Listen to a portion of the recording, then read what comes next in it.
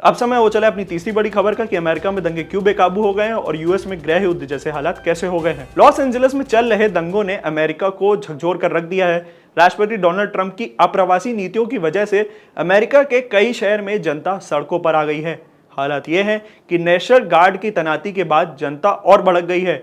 America में अब गृह युद्ध जैसे हालात पैदा हो चुके हैं। डोनाल्ड ट्रंप सत्ता में यह वादा करके आए थे कि वह अमेरिका को महान बनाएंगे, लेकिन इस वक्त उनके कार्यकाल सबसे बुरे दौर से गुजर रहा है। उनकी नाकाम नीतियों का परिणाम कैलिफोर्निया समेत देश के कई अलग हिस्सों में दिख रहा है। बीते 3 दिन से लॉस एंजलिस में हिंसक प्रदर्शन हो रहे हैं। अपनी चमक दमक और ग्लैमर के लिए मशहूर लॉस एंजलिस में दिन में उजाले में ही दंगे हो रहे हैं। हाईवे पर दंगाइयों का कब्जा हो चुका है और उग्रवादियों ने जहां जमकर हंगामा करना शुरू कर दिया। लॉस एंजलिस में रात के समय प्रदर्शनकारी पुलिस पे फायरिंग करते दिख रहे हैं ताकि हालात पे काबू किया जा सके।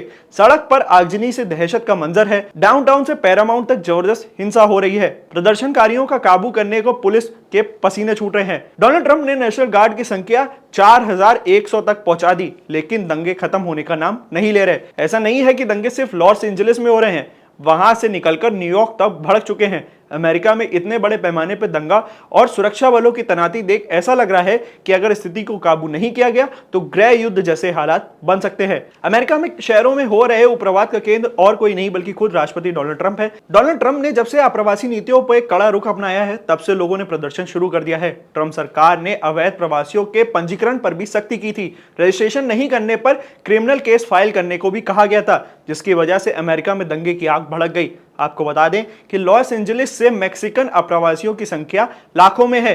एक रिपोर्ट के अनुसार वर्ष 2020 में 10.9 मिलियन मैक्सिकन अप्रवासी सिर्फ अमेरिका में रहते हैं। अमेरिका में कुल विदेश मूल के आबादी का 23% सिर्फ मैक्सिकन मूल के लोग हैं। ट्रंप की डिपोटेशन पॉलिसी से ही ये सबसे ज्यादा नाराज हैं। इन विरोध प्रदर्शन में जड़ है कि ट्रंप सरकार को इमिग्रेशन कानून के लिए सख्त फैसला लाना चाहिए। पिछले हफ्ते शुक्रवार को यूनियन इमिग्रेशन ऑफिस ने 44 अप्रवासियों को हिरासत में लिया था, जिसके बाद पूरे लॉस एंजलिस में प्रदर्शन शुरू हो गए थे। ये लगातार बढ़ते भी जा रहे हैं। तमाम ऐसी न्यूज की वीडियोस के लिए बने रहिए हमारे साथ, देखते रहिए इंडिया.com। कैमरे के पीछे था हमारे साथी विक्रांत।